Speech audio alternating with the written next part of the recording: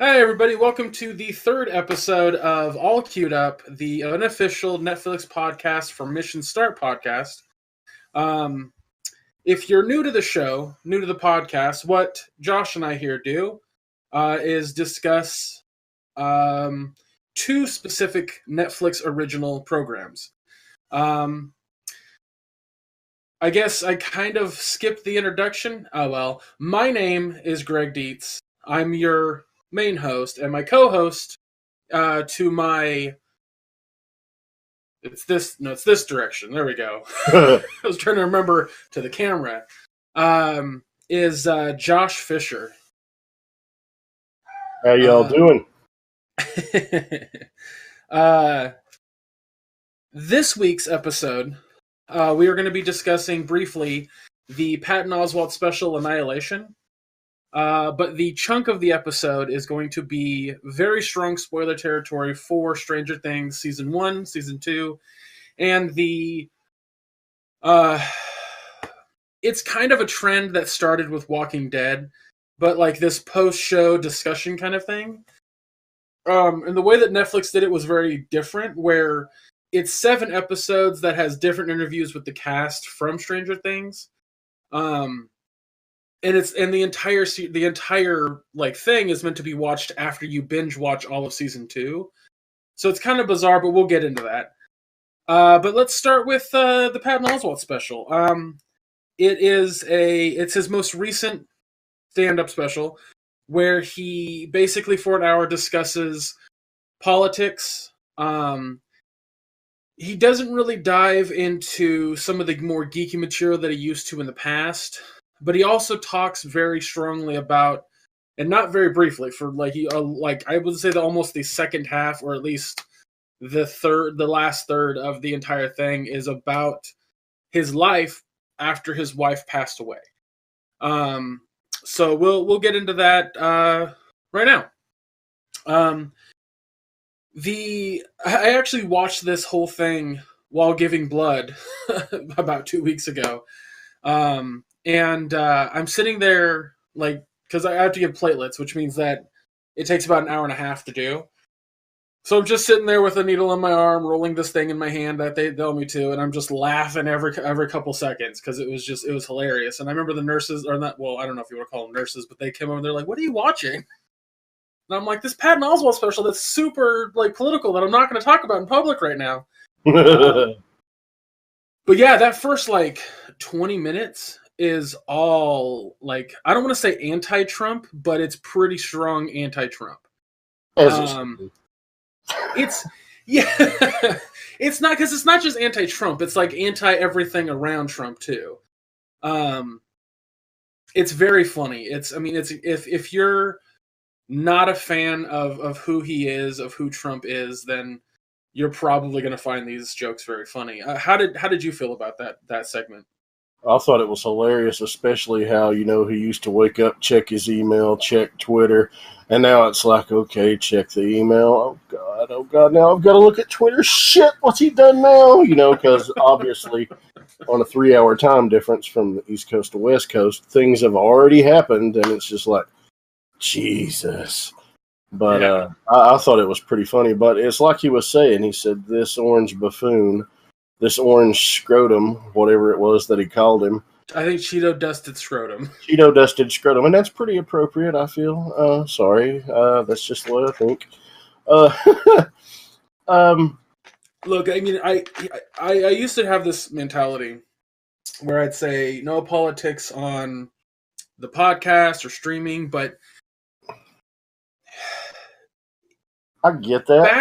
Back when politics wasn't as what it is, when it wasn't what it is now, that was absolutely a possibility.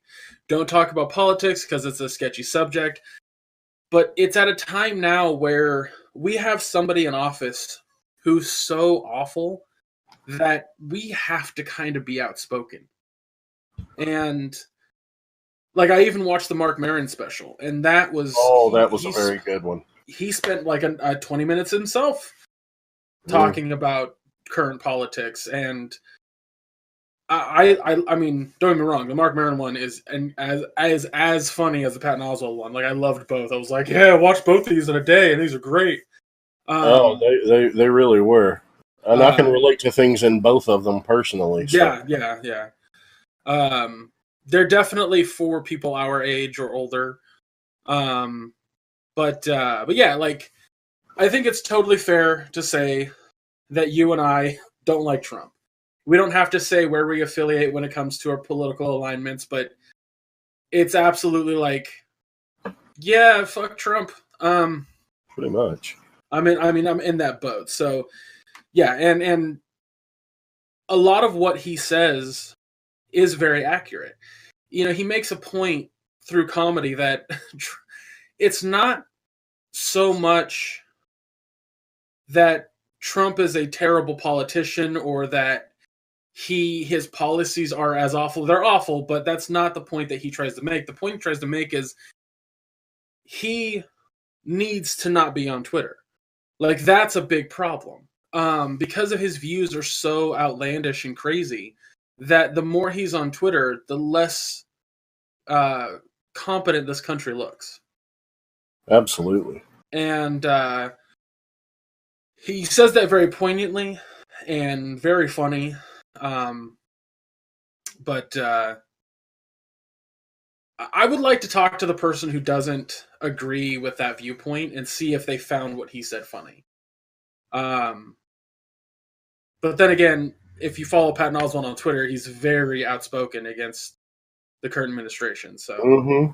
it Yeah, wasn't too terribly shocking he'd talk about it. I enjoy what he usually tweets, and and that's a point he made. He didn't want to dwell on it too much because he's like, most people would think, "Oh, comedian, you should be happy. You should be happy this guy's in office." It's like, no, now we've got too much material. It's like, look at this guy. He's an idiot. Look what he's doing now. Oh, get a picture and let me turn around and send this to Instagram. And it's like, oh, look, now he's eating shit. He's literally eating shit. And you turn around and it's like, what? I missed it already? Yeah, it's just. Yeah. It's with other presidents, it's the once a month sort of thing, or twice a month sort of thing. With Trump, it's literally every day, and it just becomes overbearing. It's overwhelming, and but he tells that in a very comedic way, like Josh just said with the the eating shit thing, like. Yeah. But he does spend a hefty amount of his show on that, and then he briefly talks about some other things here and there, and I don't really remember what they were because they weren't as important. It almost felt like filler for the center of the show because he knew he was going to start strong and end strong, and so that middle bit is kind of forgettable. Plus, It it's was also been about 2 weeks since either you or I watched it. right. So I'm only remembering the stuff that really stood out, and the second part that I want to talk about is when he lost his wife. Oh. Uh, And it happened just after his last Netflix special, just a couple of days after that was released last year in yeah, April. yeah, yes. I remember hearing about it back in April, and I was, I, in my mind, I remember thinking this would be devastating for literally anybody. Like, I don't think there'd be anybody who would be like okay with it. I think a lot of people at a certain point, like let's say it's cancer or some other disease that's slowly killing the person that they love. And there's a point where they can come to terms with it. They start to go through the grieving process prior to the person's death. So after the person's death, no problem. Like, not no problem, but they're able to get over it a little bit faster. He didn't have that ability. It was almost instant. So for him, it was a very hard process. And he's also the kind of guy that he was a geek growing up. He was a nerd. He didn't have a lot of female opportunities. So finding someone that found him as interesting as he found the other person as interesting, and just like making that connection, and it was something incredibly important to him. And to lose that was just too much. But he tells an amazing story. And that's the first time that he decided to get out of the house and actually do some stuff. Do you remember what I'm talking about, Josh? With taking his daughter to school? Yeah. Yep. Uh, When they went to after he dropped her off, um, and decided. Are you talking about when he decided to go visit the cemetery? that, but also I'm talking about before. Like he agrees to take his daughter to school, and like there's a bunch of kids asking him questions. Oh yeah, and how kids, they don't know They don't have appropriate filters. moments Yeah. or inappropriate questions of what to ask and what not to ask. so, so are you gonna get your daughter a new? I don't know. I don't know yet. Like I don't have an answer for that. Well, because when my mommy and daddy got a divorce, my daddy had a stepmommy right away. I'm sure Yeah. I'm sure that's the thing. Also, apparently it seems to be a dogfight outside my house. I'm sure everybody can hear that. Great. This is why I need a studio. I need to build one in my room. Anyway, ignore all that. I don't know what that's about. But yeah, he kind of gets to the end, and the end was the last like 10 minutes was powerful. Oh God, yes, it was. So his wife was she did a lot of cold cases and true crime mysteries. Like she wrote books on true crime stories, and a lot of people would try to convince her or tell her that everything's planned. There's a reason for everything, and she would sit there and say, "No, everything's chaotic. You never know what's going to happen. Nobody has any plans. There's no big thing for anybody, and it's just chaos. So be nice to other people. Be kind."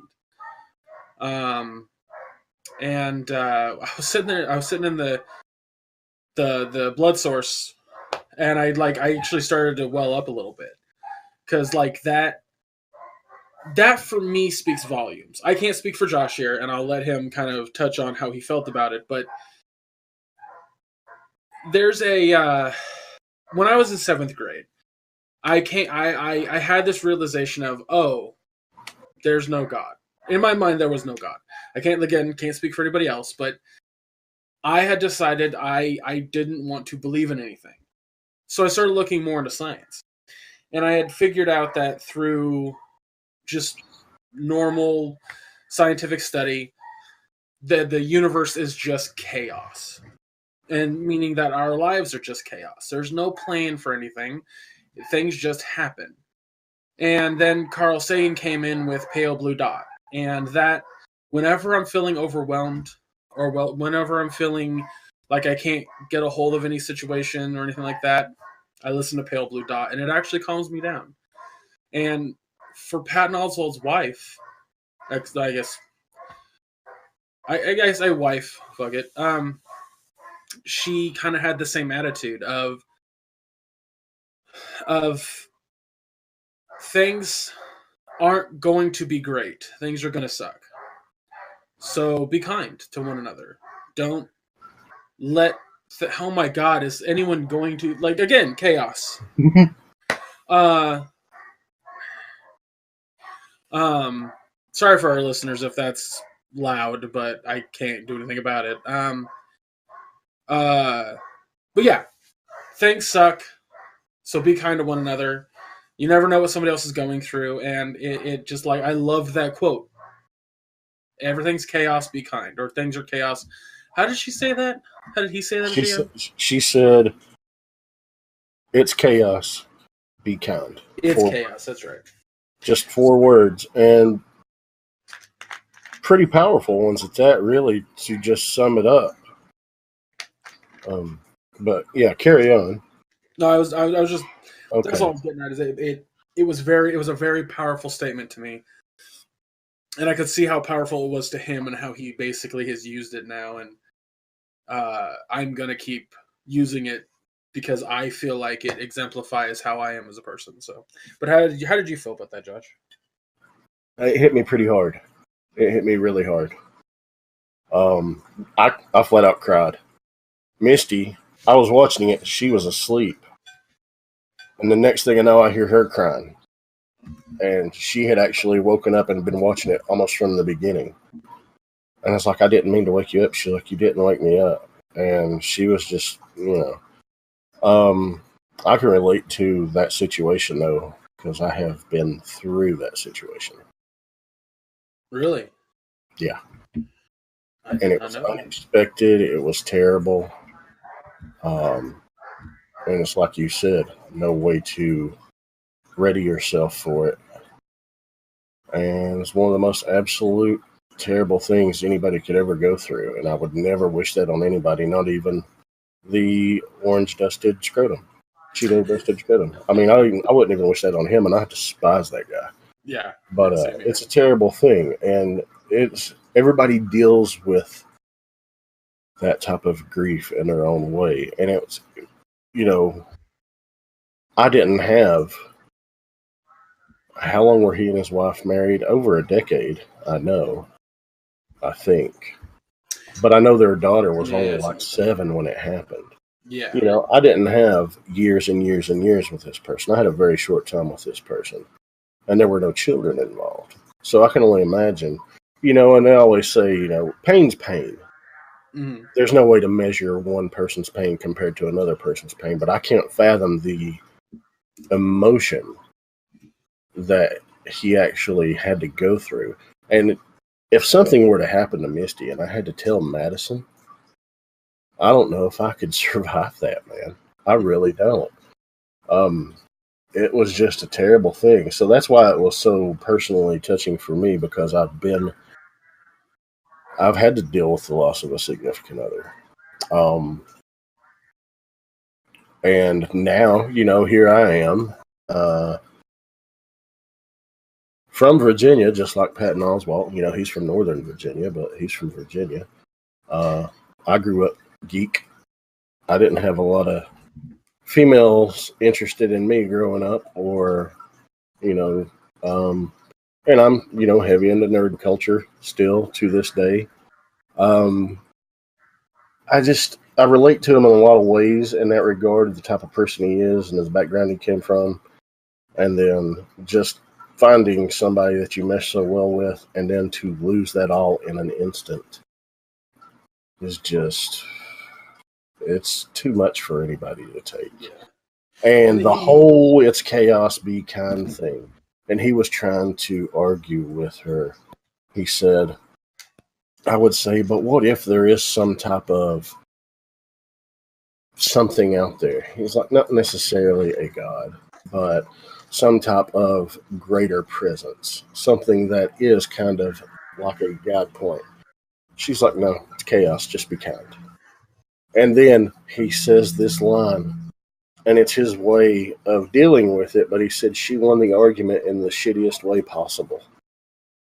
Dude, that made me start crying like a little girl with a skinned knee, because it was awful. It was awful, but it was very powerful, and I've always liked Patton Oswalt, and I love how just flat out nerdy he is, just self-proclaimed geek, but he's also very creative, and I like how he has worked through this, using this and his creativity to move through it and work through it. And it's a process. It takes, you never get over it, but it's yeah. that old adage, it gets easier with time, is true. But Yeah, I think that's if anybody can take anything away from this special, it's use Patton Oswalt as a barometer of how one can handle grief and how one can move forward. He makes it very, very, like, a very strong point that you're never going to get over it. You're never going to just move past it. He's there's days where he'll just break down and cry because he misses her so much. And he goes, I don't think I'll ever not do that. But there is a point where you realize that if you're not living, then you're not remembering them for who they were. And I think that people who have gone through loss need to have that idea, need to have that thought process of the person wasn't around for me to mope. You know, when my mom lost her brother Billy due to cancer, and she just was super mopey. I remember talking to her and saying that I don't think Uncle Billy would want you to do this. He'd want you to do things and move on and enjoy life. And she agreed and decided to go out with her friend one night, and that's exactly what she needed. So, and he kind of he expresses that that's what he does with his daughter. That's what he does with his creative works. Is he puts himself out there because he knows that's what she would want him to do. So, but for anybody, I'm sure that Josh and I are on the same page. High recommendation for it. It's an hour long. It's literally only 60 minutes. It's intelligent, poignant, hilarious. I couldn't recommend it more. Yeah, it's very quality entertainment and insight into what he's been through, told in a beautiful fashion. Yep.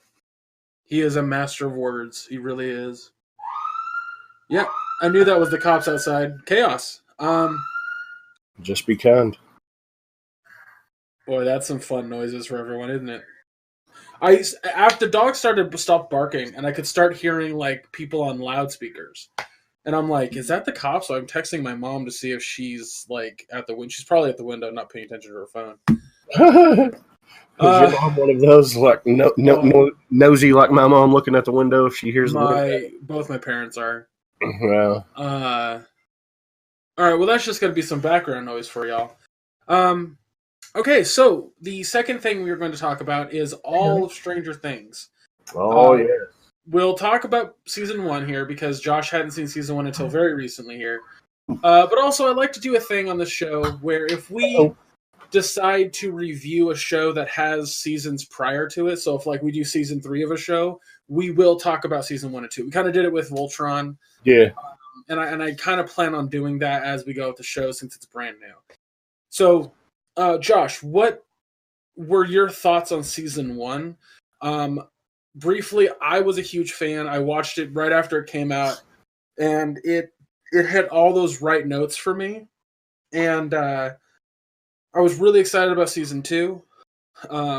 So, how quickly, before you talk about season 1, how quickly between season 1 and 2 did you have? Like, what was the time length? We watched it Wednesday of last week. That was my first exposure to season 1 was Wednesday night of last week. And season 2 less than 48 hours later. Okay, so you only had a couple days. Okay, that's what I wanted. That's what I was curious about. Yeah, because I had a whole year.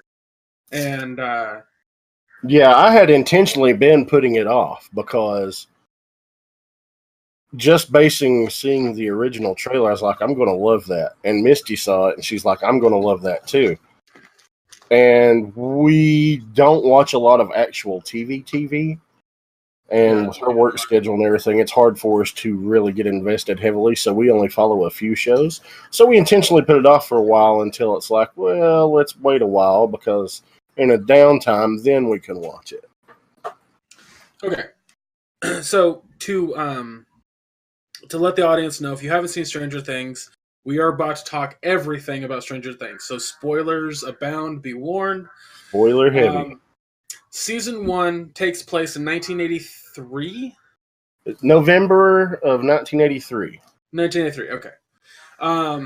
That's what I was like, I think.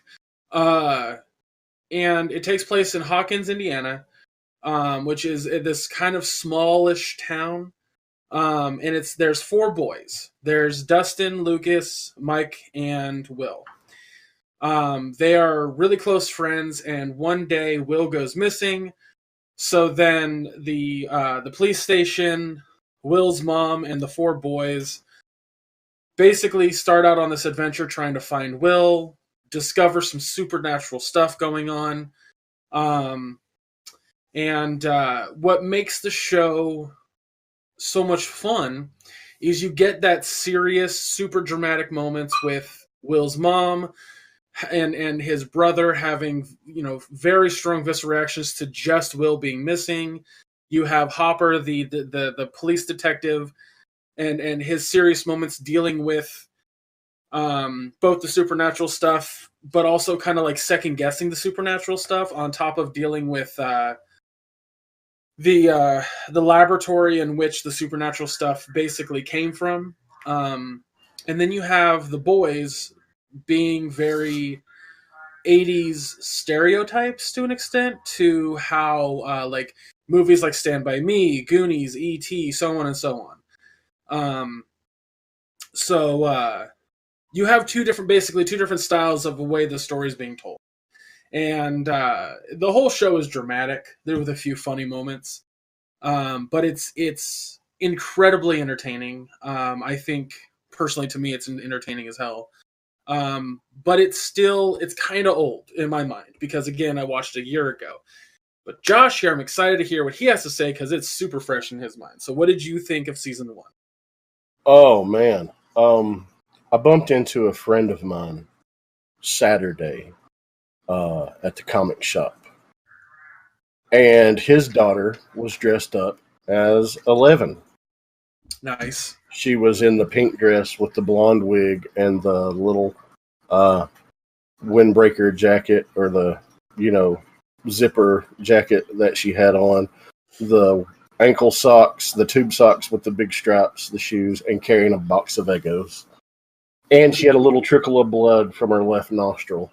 Nice. And we got to talking about the show. I was like, dude, I just started watching it a few nights ago, and we watched the first 3 episodes last night. He's like, so did we. And I'm absolutely loving the show. And he said to me, and I got to thinking, I was like, yeah, that's pretty accurate, that he was talking to a friend about it. And he said, how would you describe this show to somebody who had never seen it? He's like, take the Goonies and mesh it with E.T. and imagine it written by Stephen King. So before you continue, the Duffer Brothers actually, there was a list of things that were their inspiration. Here are the list of things: Stand By Me, Goonies, E.T., Twin Peaks, X-Files, John Hughes films. Oh my god, what else was there? Probably Aliens. Yes, Aliens was an inspiration. X-Men. Yeah, X-Men. As a matter of fact, in the first episode, Lucas and Dustin it's Lucas and Dustin and Will, and there's a brief conversation where they mention like giving up a specific issue of X-Men, 134. 134, Mm-hmm. which is a correlation to what's going on with 11 because it's the Phoenix Saga and yada yada yada. Everything the Duffer Brothers do in terms of writing the show are direct nostalgia links to things from the mid to late 80s and early 90s. Very, very intentionally. Yeah. So you recognizing that is 100% intentional. Yeah. And I've since gathered the fact by watching the Talking Dead inspired Beyond Stranger Things that we'll get into later, how much of it was intentional. But I loved the nods because some of them are subtle and some of them are just like, you know what, we love this and we're just going to right in your face, here it is, this is how much we love it, we're patterning it in this style too. But it was just done so well that it didn't feel to me that it was intentional. It was done that well. There were things that in hindsight, going back and seeing only after watching the Beyond Stranger Things, that I realized, oh shit, my suspension of disbelief was so good I didn't make that correlation until just now that it was pointed out about the intent of certain things. So I really enjoyed that aspect. What do you mean by the intent of things? Just how the how things are meant to remind you, or pay homage, or the nods to certain things, the Easter eggs, if you will. Like season 2, Sean Astin's character in a tunnel after looking at a map, total reference to the Goonies. And he even actually says pirate treasure. And there's actually. I totally did not think of him in the Goonies as a kid, as Mikey saying, "Oh, this is One Eye Willie's map," and they're in these tunnels. I didn't think that. I thought this is Bob Newby, superhero, in these tunnels.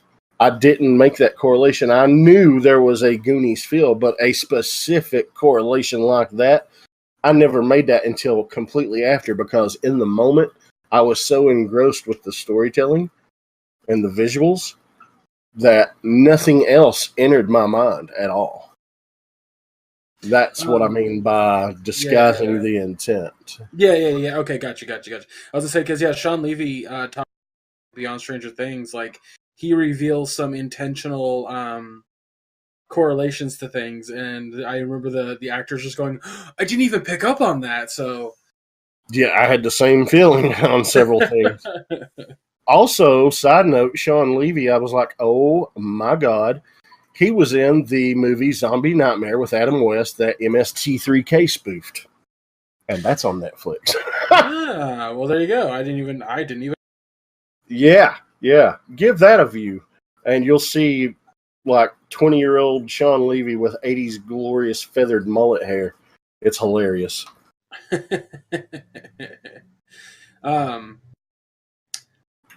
I think it's funny when I talk to people about Stranger Things. I get one of two reactions. I get sorry, my parents are texting me about what the cops are doing outside.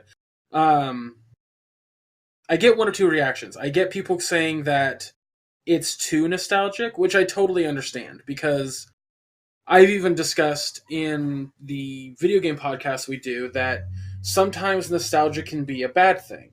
If it's used in such a way that doesn't promote a proper response to things. So, for example, to kind of clarify what I'm getting at here, if you are the type of person that loves your nostalgia to a fault, and you're not willing to understand that maybe your nostalgia sucks, then that's going to be a problem. But if you're the type of person that uses your nostalgia to create new things, then that's where it's good. And I feel that that's what this show does, but there's a lot of people that feel like it's too strong on the nostalgia. That instead of making something that could have been their own, they basically made a cross between Goonies and Stand By Me, or Goonies and E.T. Yeah. And I totally understand that, but at the same time, that doesn't necessarily mean it's bad. Yeah. So, but it pulls from multiple sources as inspirations and paying tributes to, and still manages to be its own thing at the same time. I think that's what a lot of people probably dismiss. Yeah, absolutely. I think the Duffer Brothers do a really good job at making a show that's strongly inspired and nostalgic for them with what they've watched and what they've experienced growing up, but also at the same time made something that my nephews can watch, where their nostalgia doesn't exist yet, first off. Secondly, they have no connection to half of the stuff that was used for inspiration. They still haven't seen Goonies. They still haven't seen Alien, which, as their uncle, I should fix that. I know. You have a homework assignment, sir. Yeah, I keep meaning to have them watch Alien, but it just never happens. But they love Stranger Things. They adore that show. I could talk to them for hours about Stranger Things because it's that good of a show. And I think that's what the point that I like to make to people about who critique the show on its strong nostalgia tendencies is that it's not what makes the show good. No. That's the important. You could literally. No, you couldn't. But still, like, the show is good on its own, regardless of that nostalgia. So I think that for people like you and me, Josh, like, that's nostalgia strong. And that absolutely adds to the enjoyment we get from the show. But when you think about the people who don't have the nostalgia, like, the fact that they enjoy it just as much is awesome. Exactly. We've tried to get Madison to sit and watch it, but she only watched the first episode. But she is easily frightened by things. So I'm going to try to get her into it. But she's like, she knows who the characters are because, you know, I have a surround sound system. So when we watch something, I like to enjoy it in all of its glory. So, you know, her bedroom's down the hall. You can actually hear the living room television better in her bedroom than you can in here sometimes. So sometimes I forget and we're late at night watching it, and she'll say something that occurred to me on the show. I was like, you haven't even watched the show. She's like, I've listened to about the whole thing, though. Well, I think, you know, this is definitely one of those shows, and we're still on season 1, by the way, everybody, just so you know. This is definitely going to be one of those shows that will go down in history, and years to come from now, it'll still be brought back up as, you know, a classic or something to that effect. Just because it's that well written, that well executed, that well acted. Oh, the acting. Is Winona Ryder not the picture perfect neurotic basket case of a mess? She She does. Is fantastic. Yeah, she's I could not agree more with that. I think I also think that it was really smart of them to cast her in that role, simply because she herself carries a nostalgic breath to her. Mm-hmm. Most people's first exposure to her in our age bracket would be Beetlejuice. Yeah. And, you know, she was awesome in that movie. Ow. I've got a kitten here. It's messing with my mic cord, and I'm trying to get away from it before you unplug it. I'm gonna mess up your podcast. Yeah. But yeah, she her reaction though to learning about Will going missing, and then her just diehard belief that he is still out there, that he is alive, and then her communicating with him.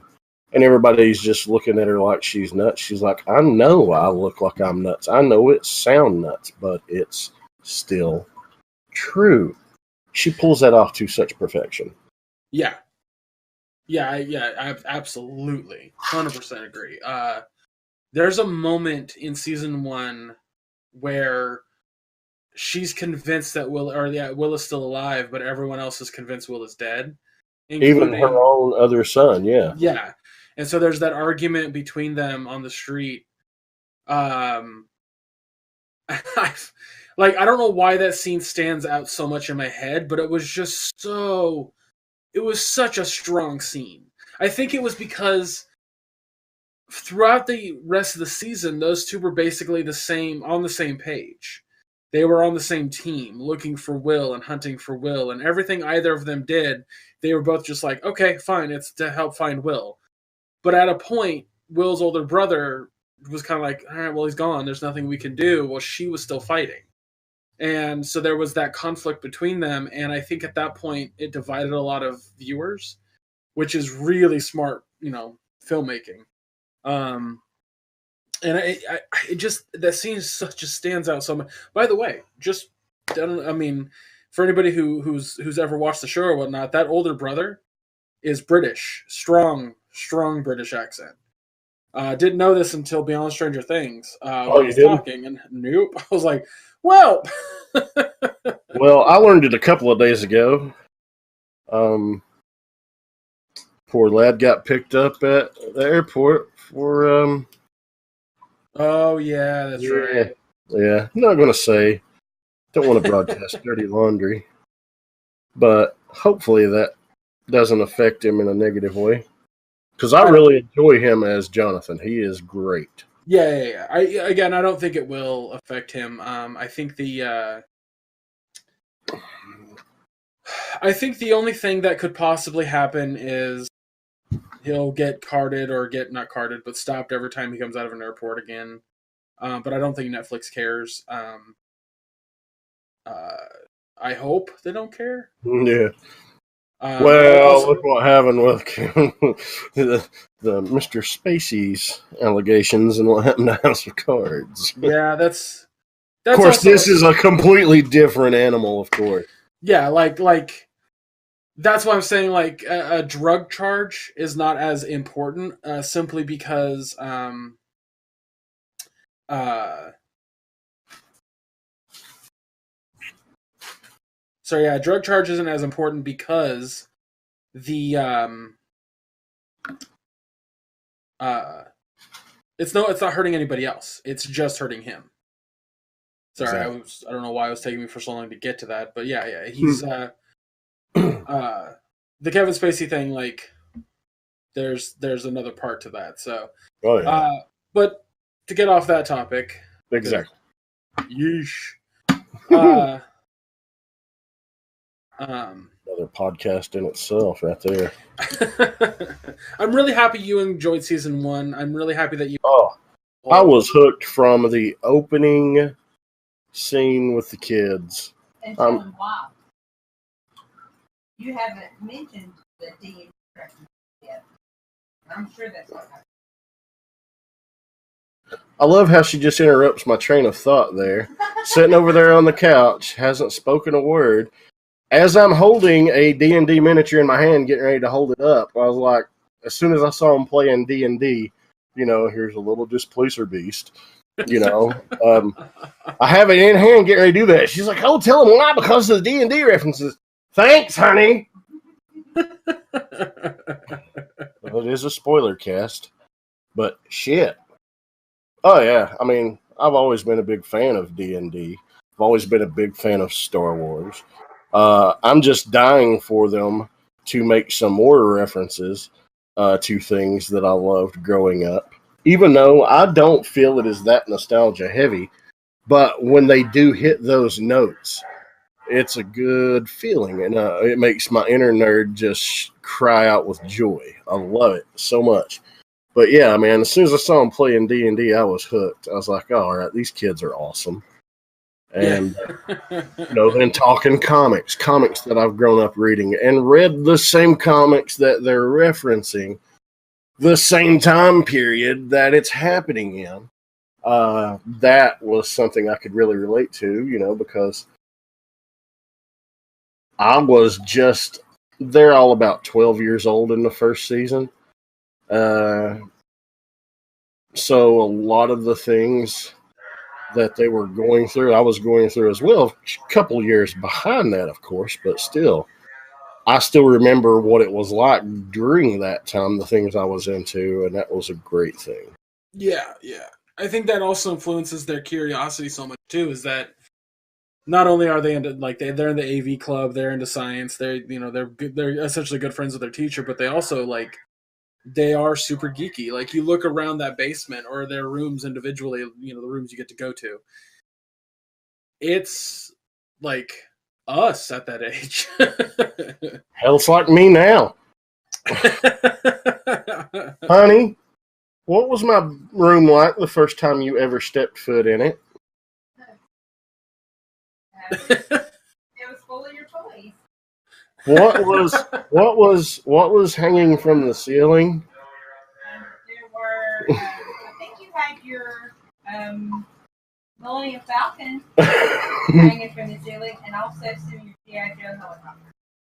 Yeah, I had vehicles hanging from the ceiling. I had shelves lining my walls. I'm still that way.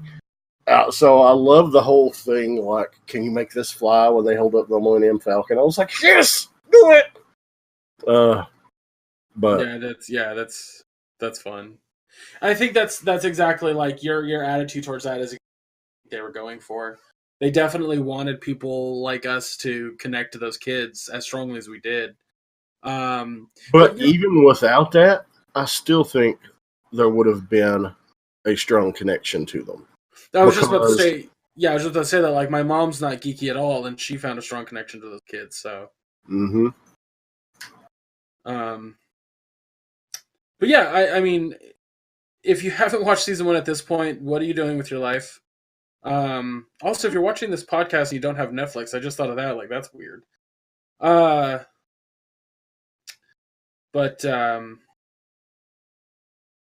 yeah, let's move on to season 2 since that's the topic of discussion here. What were your thoughts on season 2? I think season 2 took everything from season 1 and built upon it masterfully. I really enjoyed the character progression and how, okay, at the end of season 1, you know, spoiler alert, like we said, it's spoiler heavy. Will is saved by, 11, but now 11's missing. Everybody's trying to return back to their normal lives, but at the start of season 2, we find out nobody's life is really all that normal compared to what it was, and that becomes one of the recurring things throughout season 2. Things will never be the same again. But season 2,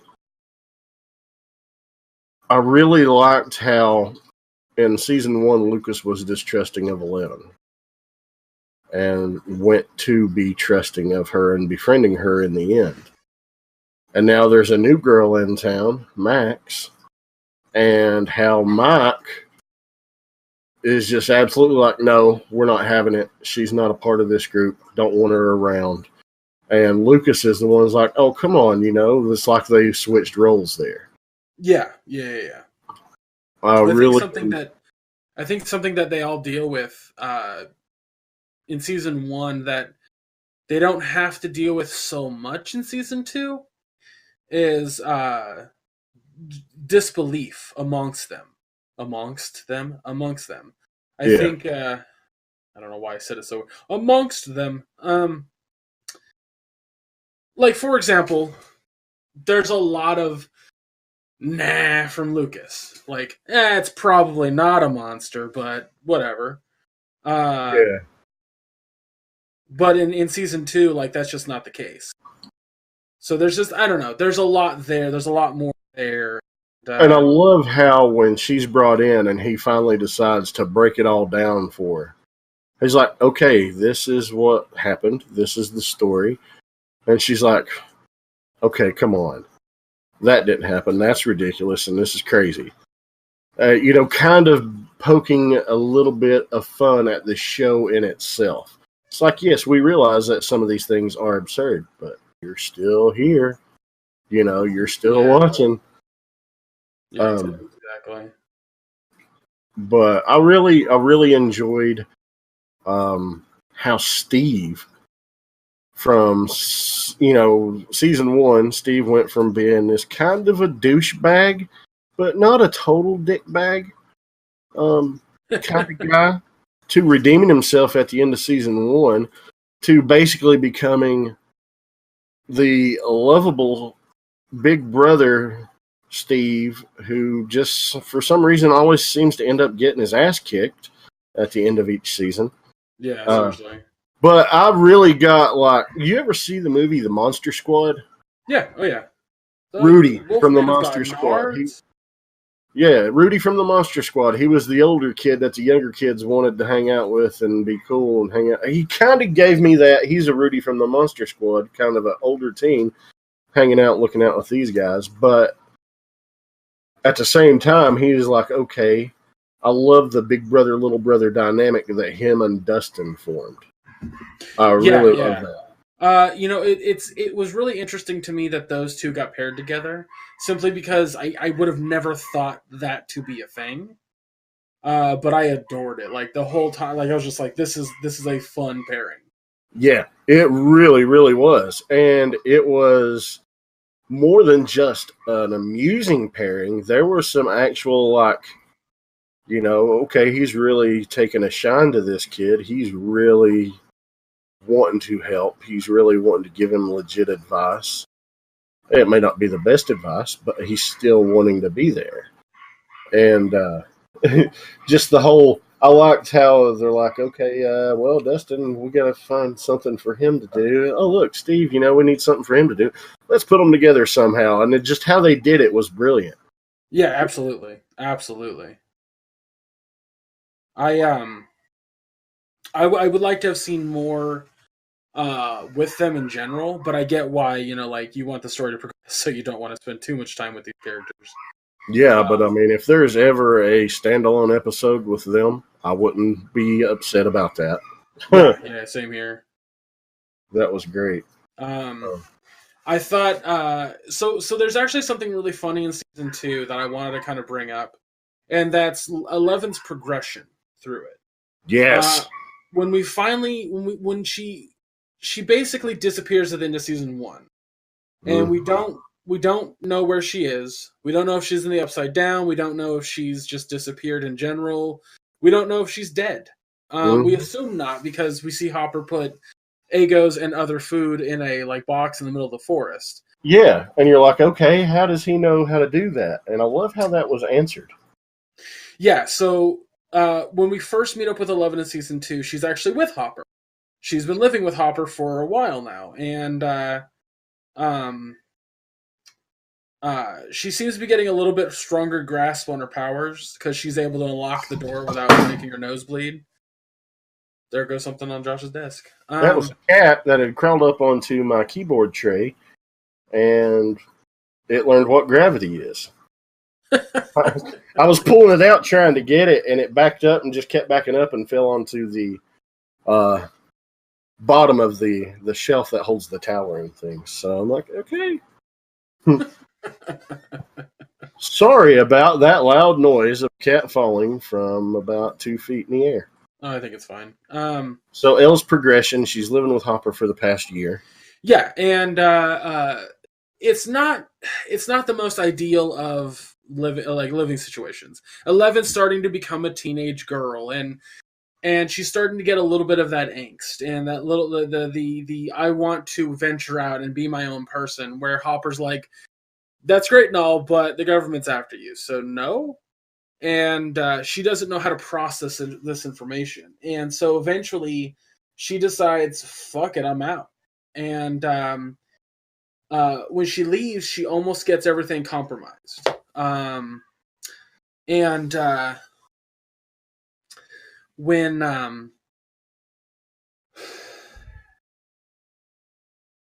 sorry, wow. I would not be surprised if I heard gunshots right now. That was loud. Anyway, sorry, folks. For you watching at home, there is a police raid happening across the street. Sucks. There has been a fugitive living over there for a time, and the cops finally got wind of where he was. So, that's a problem for him. Oh,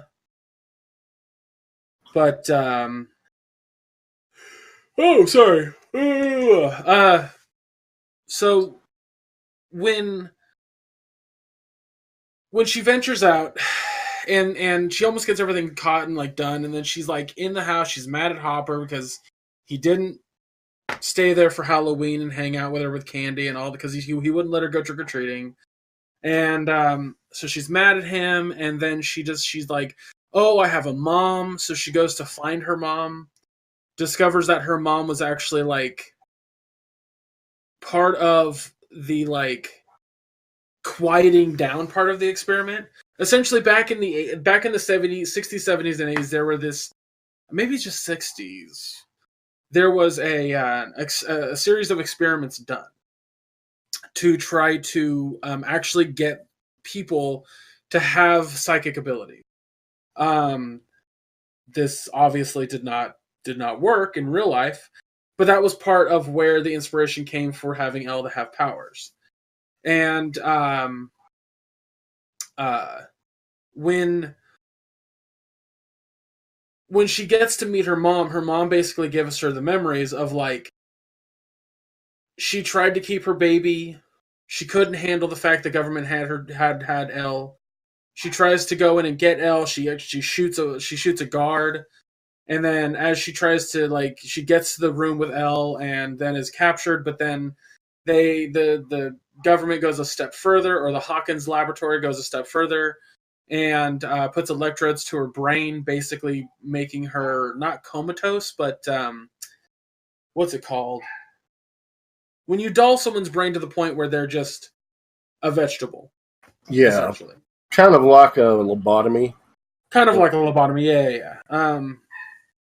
So that's pulled a total cuckoo's nest on her. Yep. Electroshock therapy from one flew over the cuckoo's nest. Yeah. So, when Elle discovers all this information, she doesn't know what to do. She doesn't know where to go. However, in the memory, there's another girl. There's another the girl that's a little bit older. And as she's looking through other paperwork and stuff, that her mom, they don't clarify it, but I'm pretty sure that it's her mom's lover.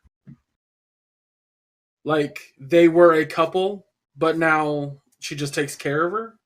Did you pick up on that, or was it something else? No, it was her sister. Was it her sister? I think I picked up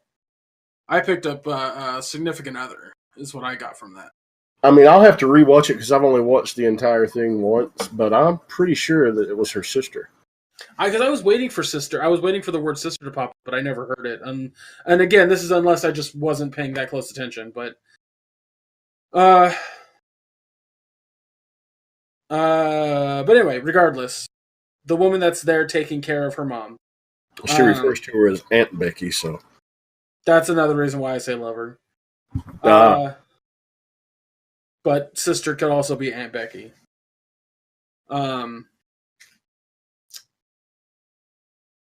That's when she discovers the picture of the girl. You know what? I'm gonna have to look that up later. Anyway, regardless, because it kept getting off track here. She sees the girl. She sees the other girl, and she uses her ability, much like she did with her mom and Will, to find her. She discovers that she lives in Chicago. So, episode 7 of the whole 9-season episode season. Season 7 is a complete departure from what the show is. And she goes to Chicago looking for this girl. Kali is the character's name. But she also has a tattoo of an 8 on her arm. Was it 6 or 8? 8. It was 8. Okay, that's what I thought. So yeah, she and she basically teaches Elle how to be how to use her abilities better than she already knows how to use them. Which causes them to have a run-in with the cops. And Kali's powers are awesome. Basically Kali's powers are, she also has psychic abilities, but they are mind altering. So she can make people see whatever she wants them to see. Whereas Elle can just move stuff with her mind. And of course find people via going into the void. Kali is kind of like Danny Moonstar from the New Mutants. There you go. Mental image projections where they're so real people believe them. There you go. That's worded better than what I was trying to go for. So, oh gosh, I'm sorry. She ends up coming to the realization that she needs to go back and help her friends in Hawkins. And from what I've gathered from most people, and my own personal opinion, that is the weakest episode of the show. It's not an unnecessary episode, it's just not as strong. I don't know if you feel the same way, Josh. I This would episode, probably have to say, yeah, it's probably the weakest episode, but it was still important because of things in the episode. right? One, Collie's motivation versus um, L's motivation is totally Magneto versus Xavier. Everybody's like, oh, so it's like her Yoda, and I'm sitting here thinking, no, it's her Magneto, because they have a strong bond emotionally from when they were younger children, but they want to use their gifts, but for completely different reasons. Yeah, And it is a total Magneto Xavier vibe. However, it was also necessary because for 11 to pull off what she does at the end of season 2, she needed somebody to teach her how to do that, to how to focus and channel her experiences and anger to drive her power. so And I just watched a cat try to clean itself and then fall on the shoulder. yeah, I caught it. Down here, It only ripped my salt is neck a way open. of life. But Obviously, the environment down here is all but salt. at the same ceiling's time, salt, the it's floor's also salt, the wall- that moment, and Misty can attest to this. At the end of that episode, when the cops are about to get them, and she shows mercy to this person who had done a horrible thing to her mother. She shows mercy to this person because he had children there. And the cops are closing in on them, and she puts her hand out. She's like, come with me. You know, you're my sister. Come with me. And she's like, no, I have to go back. And she's like, they can't save you. She says, I know that, but I can save them. That elicited a big whoop of excitement and a hell yes from Misty off of the couch. She was really excited. So while it may have been a weaker episode of the overall season, the moment, the realization of what comes at the end is the payoff and what you're looking for. Right. I was trying to figure out why that episode was a standalone, because the story that's told in that episode is very important to Elle's progression. Very, very, very important. Not only does she meet somebody like her, which is important, but she learns how to use her powers better. She understands that life is valuable in that episode. She understands that friends are valuable and that sometimes self-sacrifice is important. All of those lessons are incredibly important to her character building. However, it was bizarre to me and others why it had to be a standalone episode. Because I personally feel that if you were to make it, cut that down to half an hour and intersect it with what's going on in Hawkins, it would have been a much more palatable experience. Probably so, or even, splitting it up between a couple of episodes, working it in and splitting it up. Probably so. Yeah, I because mean, it did feel a little shoehorned because of how quick she, left Indiana, got to Chicago, and got back. It felt a little rushed, but at the same time, I was okay with it ultimately. That part could have been fleshed out a little better, though. Yeah, I didn't, like I said, I didn't hate the episode. I didn't hate on it, not at all. Yeah, it was just bizarre to me that they decided to make that a standalone episode. And I think the reason they did was because they really didn't want to detract from what lessons and growth Elle was going through. Also, I think it is a potential setup for the future. What happened to Collie? And she's got the number 8 tattooed on her wrist. Dr. Brenner is declared to still be alive in that episode. And Callie knows what to make that projection on Elle. So that's going to be number 8, number 11. Where's 1 through 7? Where's 9, 10? Are there more after 11? Will we see more kids from this lab? These are the big questions that episode alone raised. Is Brenner still alive? Are there more of these kids? Are we going to see them? Are they going to become like a team of X-Men to take on some terrible interdimensional threat to save the world in the future? I mean, who knows? Yeah. But it's cool to think about.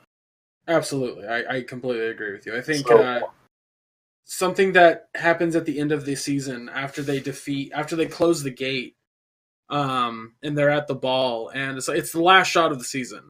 yeah. Where the song "I'll Be Watching You" is playing, and then it shows the monster watching them, not just like kind of there, but like knows that they're in the other version of the location. Just flat out hovering right over top of their location, like he's seeing into it. It's like, I'll get you next time, Gadget. Yeah, exactly. Like my mom was just like, "It's mad," and I'm absolutely mad. So yeah, I'm super I cannot, like, season 2 or season 1 ended, and I kept telling my mom this, like, because we had a discussion about it. Season 1 ended with like more questions than answers. Where's Elle? What's going to happen next? What's Hawkins Labs going to do? They didn't close the gate. Like, are there more Demogorgons? Like, there were a lot of questions. This season was like, well, everything's technically dead in the real world. The gate's closed. What's going to happen now? Like, that's the only question we have, because everyone's safe. By the time we see these kids again, if they're going to keep this pattern of having the show literally air every year, but having to let the kids age a year essentially and then film it, which is brilliant, by the way. Like, when we see the kids again, like, what next? Like, I'm so excited for like what the potential is. It's the exciting. That's what is exciting about the potential for different places they can go, because their storytelling has been wonderful. Yeah. I also I want to say the other character that I absolutely like could not get enough of was Hopper. I love Hopper. Could be a whole show about just him, and I'd love it to death. Hopper is the man, because Hopper has tragic past, and he fell into his reckless. He lost his daughter and his wife. They divorced. He fell into alcoholism. His life was barely hanging together by the thread, and through us all, he's still like the ultimate '80s man. He's like still holding on to that, and then all of a sudden he gets thrust into all of this, and he clearly has feelings left over from whatever prior history he had with Will and Jonathan's mom, I think. Yeah, I think that's what makes him such a versatile character, is that the history to, like, kind of the history because they kind of touched on season 1, but in season 2, like, he's trying to become more of a father figure. Yes, that's what I love, the relationship between he and Eleven. They have been living with each other since December. This picks up like a couple days prior to Halloween, almost a year later. She has brought him balance, and he has kind of brought her balance. She's definitely softened him a little bit. He's not drinking anymore. He's actually kind of in a routine. He's teaching her. He's feeding her. He's given her, a pretty awesome place to live, really. And at the same time, she's kind of bringing his humanity back to him. Because he had pretty much lost a lot of that. She's brought him hope back. Yeah. Yeah, exactly. Like, I completely agree with you, because if it weren't for the situation in the first show or first season, and then him having to still deal with it in second season, he might not have he might not be around. He might have driven his car into a tree being drunk. You know, like it. He talks about in the second to last episode, him and Elle are heading over to close the gate. He talks about how his life is a black hole. That bad stuff just seems to find him. But what he's failing to see is that all of this gave him purpose. All of this gave him a reason to not continue drinking. Or at least excessively like he was. And I think that speaks volumes when a character doesn't recognize it, but you do. Because that makes the character more realistic. Mm-hmm. It makes you kind of go like, yeah, I might not have recognized that about myself either. And it's just it's such good writing. It's such good writing. But yeah, Hopper and the guy who plays Hopper, David Harbour. David Harbour, thank you. I'm so excited to see him as Hellboy now. Yeah, forgot about that. Hell yeah. Sorry. I just got real excited about that. I love Hellboy, so I'm really... I do too. And I saw the pictures of him about a month back, and I was like, oh my God. I mean, I loved Ron Perlman as Hellboy, but he looked spot on, like he just walked off the comic page perfect. Yeah. And then after seeing him in this, I'm like, okay, they definitely made the right choice. Plus, Ron Perlman's like, 60-some years old. Yeah. And it's not being made by the same group of people, so if it's not being made by Guillermo del Toro, I don't want Ron Perlman to be Hellboy. Yeah, exactly. But yeah, that's something to discuss at another time. Exactly. Initially, I didn't trust Bob. Neither did I. I don't know. I kind of watched a few more episodes with what it is that. And what's the actor's name who plays Bob? Drawing a fat Sean Astin. Right now. Sean Astin, thank you. Sean Astin does an excellent job of playing the kind of guy who would be very, very particular on the words he uses. So particular that an outside source would hear it and just kind of like, all right, that seems kind of condescending, but I'm not sure. And there was a lot of times where Bob would talk. Or he'd have little monologues, like short monologues. You're just like, boy, that seemed contrived. But it's not contrived from a script point. It's contrived from that's the character. That's how he would speak in that situation. Mm-hmm. And there are moments where he's not thinking. He's just reacting. And what he says and does is not how he acted before. Yeah. And so Sean Astin, I cannot express how good of a job he did with. Oh yeah, which is why they extended his role. which makes his death so fucking. Yeah, his death was really well done. Initially I thought he was. The first couple episodes, I was like, man, he's a mole. He is a plant by Hawkins. He's trying to figure out more what's going on, but no, he was just oblivious and just wanting to be buddy. If it counts for anything, I thought that all the way till the scene in Hawkins' lab. Oh, really? Oh, yeah. I was like, this seems all really weird and contrived. Like he's just there to intentionally keep an eye on them. But then there were moments that started happening where he genuinely looked confused. This is what I was talking about, where he stopped sounding like he was very thoughtfully making sure that his words counted, and it just went straight into him reacting. And I was like, oh, maybe Bob is just a little bit of a putz. Okay, all right. He was definitely that. and then they started to express a little bit more about who he was in high school, and I went, oh, Sean Astin, you son of a bitch. Yeah.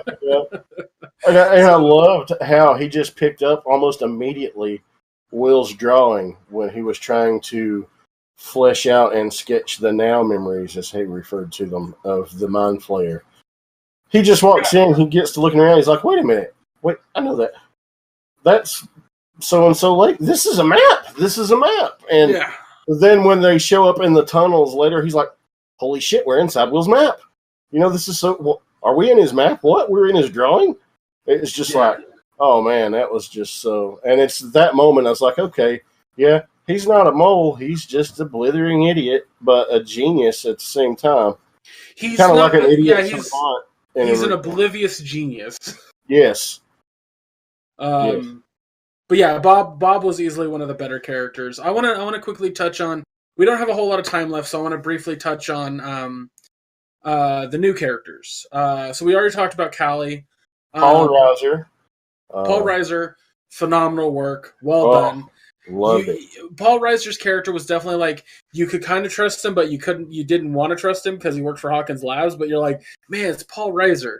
Like, I like you, but at an arm's distance. there was definitely some throwbacks to Aliens. Yeah, absolutely. Because he's all like, trust me, and then leads them to doom.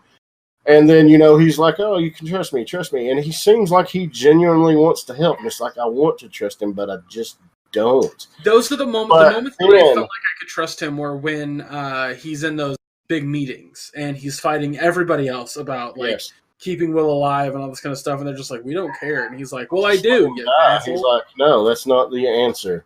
Yeah, that's when I felt like I could trust him. But other than that, it was kind of like, he really does care and he really does want to do good. So, yeah. And the whole moment when they're sending that team in and all of a sudden they get slaughtered by all the demodogs.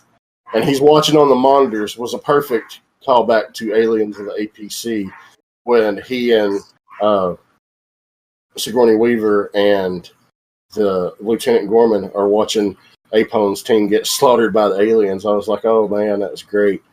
Yeah. But I loved Max.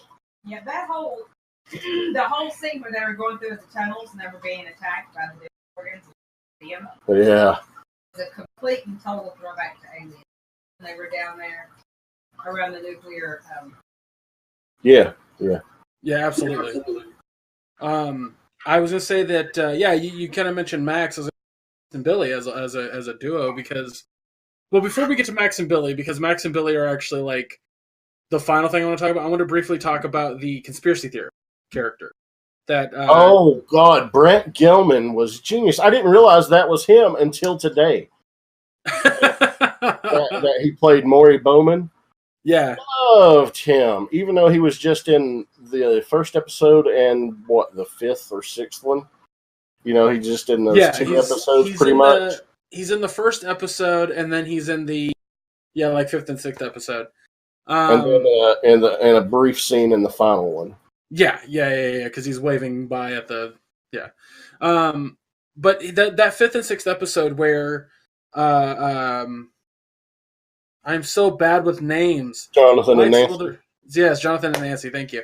They're they're going over there and they're like, we have these like Jonathan and Nancy's entire like scheme to trick Hawkins into giving information away, and their entire she looks at his board, she's like, your timeline's wrong, and he's like, I'm sorry, what?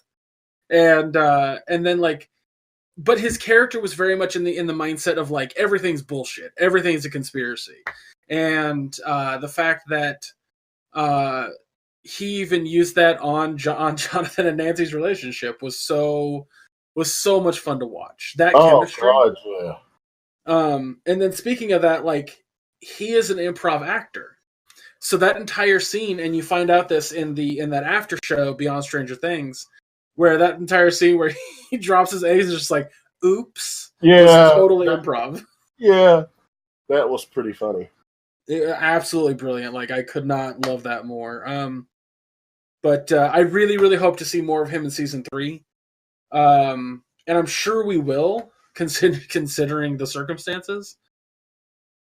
But I think when we see him, it'll be like there is no actual conspiracy going on, and he's just making things up because he needs purpose. So we'll see where that goes, but I'm interested. But let's talk about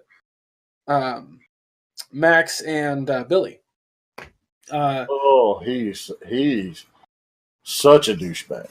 Absolutely. I think I've always said this for a long time, that when you introduce a villain, when you have a villain, especially a villain that's human, you have to give them something that makes them understandable.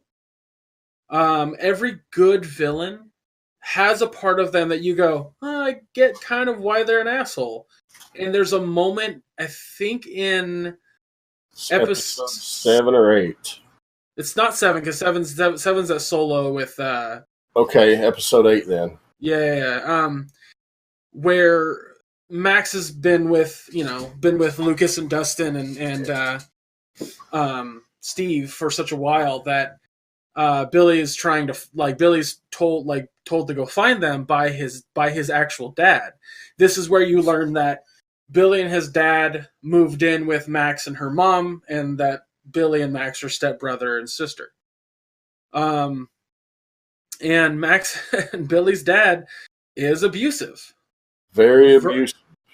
Verbally and physically. And that's where you learn why Billy is such a piece of shit.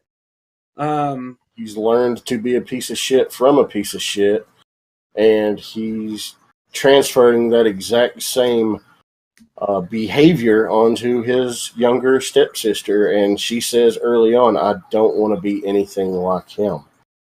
Yeah, exactly.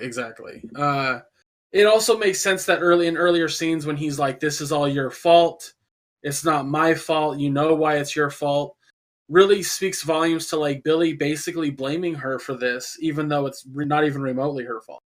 Mm-hmm. Also think he's racist as hell. Oh, yeah. I think because he specifically says stay away from people like him and targets Lucas. Yeah. It's not like when she's, with other kids that he says that. He says that about Lucas. Which makes them having their kiss in the final episode so important. Mm-hmm. But also like their pet names for each other, which is Stalker and what does he call her? Shit. I don't. He doesn't call her Mad Max. He calls her something else. But no, he called her Mad Max a few times. But he did, yes, but not in that scene. He called her something else. She called her Mad Max. She referred to herself as a Zoomer. Because she wanted to be a part of the group. She called him Stalker. Yeah. Which I thought was cool because Stalker was one of my favorite G.I. Joe characters, and he actually was, African American character too, and one of the bigger parts of the team. And I was like, I can get behind her calling him Stalker. But yeah, I really, really liked Matt. I thought she was a very fun character to kind of throw into the mix, and she's definitely not part of the team. And how that's going to play out in the future, because there's clearly still a lot of jealousy there on Eleven's behalf. Yeah, so it'll be fun. What I like what the show does is it like when we see the kids again, like I said, it's going to be a year. So will they have gotten over that? Will they have moved on? 11 will hopefully. Here's what I'm thinking: is that the next season will actually take place at the beginning of the school year. And see their first day ever of public school, and it's also their first year of high school. Oh my God, you're right. They probably won't have cool science teacher Mr. Clark anymore. No. Which will suck because he was awesome. How many teachers can you call at 10 p.m. on a Saturday night and they're on a date that will tell you how to build a sensory deprivation chamber? I mean, come on. Like he seemed like that kind of character, that kind of key teacher that was like, "Well, I gotta let him know how to do this thing." It's just like I absolutely adore these characters. I want to see more of them. I really didn't see anything wrong with this episode except for episode 7. And again, it wasn't that the message within episode 7 was bad. It just felt like it was an episode that could have been like a story that could have been shorter, that was stretched out for the sake of making it isolated. Yeah. Even in that regard, it's Netflix. Just have released episode 7 as a 30-minute episode, for crying out loud. But anyway, with new characters, new stories, and a plot that that to an extent is finished but still has more to go. I think Stranger Things is absolutely one of the best shows on Netflix, and and I could not recommend it more. You could probably skip over Beyond Stranger Things. Yeah, that would be something if like you're a fan of The Walking Dead and you enjoy watching The Talking Dead afterwards. I mean, you might enjoy that, but it did kind of open your eyes just a little bit to a few things about their intent Yeah, and they why straight. they put certain things in. But definitely don't watch that until after you watch season 1 and 2. Oh yeah. It's even Jim Rash talks about in the beginning. He's like, "Look, this show's going to get into spoiler territory, so make sure you've seen season 1 and 2 in its entirety before you watch this show." But what I'll also say, what Beyond Stranger Things feels like is like extras on a DVD. Yeah. So like I that's what I enjoyed about it.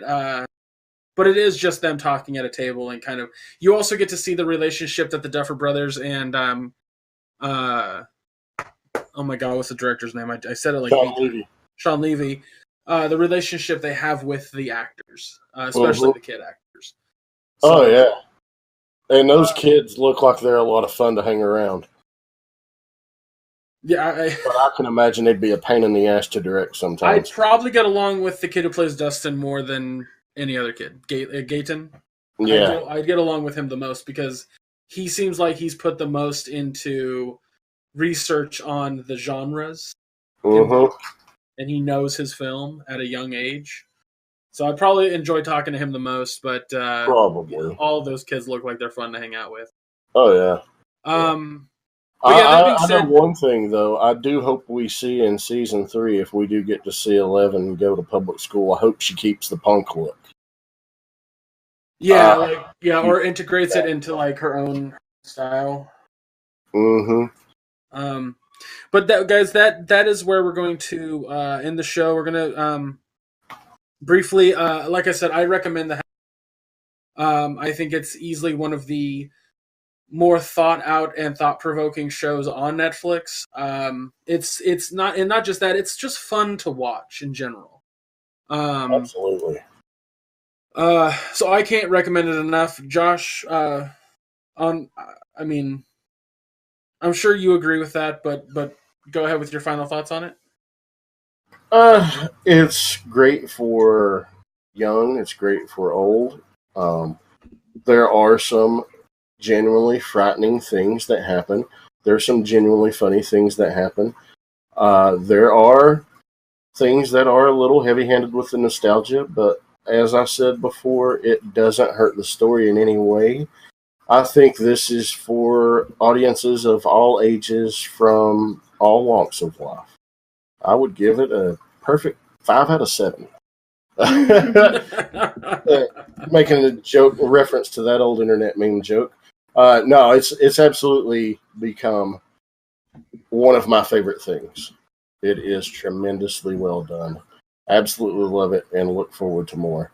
And I agree. I completely agree. I actually really want them to make, after season 3. I want them to make more um, Beyond Stranger Things because I really enjoyed those interviews. yeah, that was cool. That was cool. I would like to see more of that too. But yeah, I'm really excited to see where they can go with this. You know, what's going to happen. The Mind Flayer obviously isn't finished. And what's going to happen with that connection with Will? Is Will ever going to catch a break? I kind of hope so, because like having two stories back to back where Will is like, in a sense, trapped is kind of enough. I want Will to just be part of the team trying to solve the problem. Yeah. I'm also a little tired of Winona Ryder's character kind of being that like frizzled, like, oh my god, like I just wanted to be a little bit different. You know? Oh, that's something I was going to bring up real quick, because I kind of felt like season 2 took on more of a horror vibe than season 1 did. Yeah. So I really enjoyed that. But guys, again, that is going to do it for this episode of All Queued Up. Like I said, next week we are going to, or not next week, sorry, next episode we're going to be discussing Alias Grace, which comes out on the 3rd of November, and Mindhunter, which is already currently available on Netflix. So that'll be a lot of fun. Come back for that one. Real quick, we're going to do our link dump. You guys follow the podcast on @QueuedUpPodcast on Twitter. If you want to be a guest on this show, the only stipulation is you have to have watched what we have coming up next in its entirety so you can discuss it with spoilers intact. Or if you have suggested shows that you want us to check out on Netflix, let us know by following us on Twitter and sending us a message there. Josh, where can they follow you on the internet?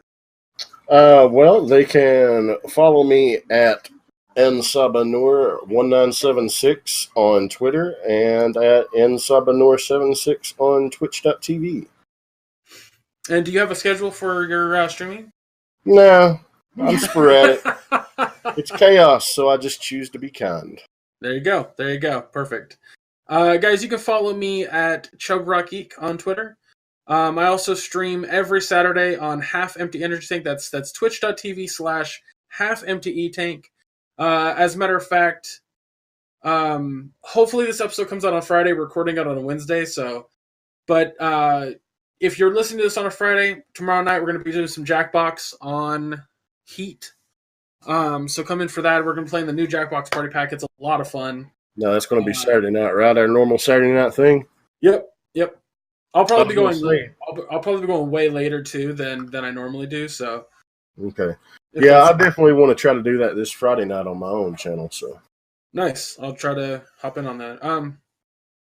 Also, guys, follow @MissionStartP on Twitter, or Mission Start Podcast on Facebook as well. That's where you can keep an eye on everything going on with Mission Start. Currently, Anthony and I are working on an upcoming Let's Play show. We're actually going to be recording the first episode, or at least the first session, tomorrow on Twitch. Cool. You can check that out by going to twitch.tv/missionstartp. Basically, he'll be playing a game, screen sharing it with me, and we will both be commentating on it and responding to comments on Twitch. What he's going to do afterwards, edit it down to the best moments and put that on YouTube. Oh, cool. Also, every Sunday, Anthony and I do a weekly Sunday game show news podcast. We basically just discuss the news throughout the week and give our opinions on it. It's a lot of fun. Absolutely come check that out. When there's a ton of content on missionstartpodcast.com, other podcasts, including the Rolling 20s, where Jeremy and friends discuss comic book news or just comic books in general. We have the Conover podcast, where individuals who went to a certain convention are able to get together and discuss what they liked and didn't like about that convention. Plus, again, we also have convention coverage on the website as a whole. So if conventions is something you're into, we try to get a lot of content up there, including pictures and opinions about the convention itself. So that being said, guys, thank you so much for listening. If you've made it this way, all the way through this podcast, we are trying to make this a better podcast. But it is new, and we're working very hard on making sure that it is enjoyable to you guys. If there's something you'd like to see changed, if there's an addition to something you want to see, like maybe the screen around us, maybe less red, or if you want to see an intro, please let us know by going to our Twitter account or leaving a comment on the YouTube video. We're more than happy to read them all. But again, guys, thank you for listening. Thank you for sitting through our ramblings about Netflix shows. And we will see you next time. Take care.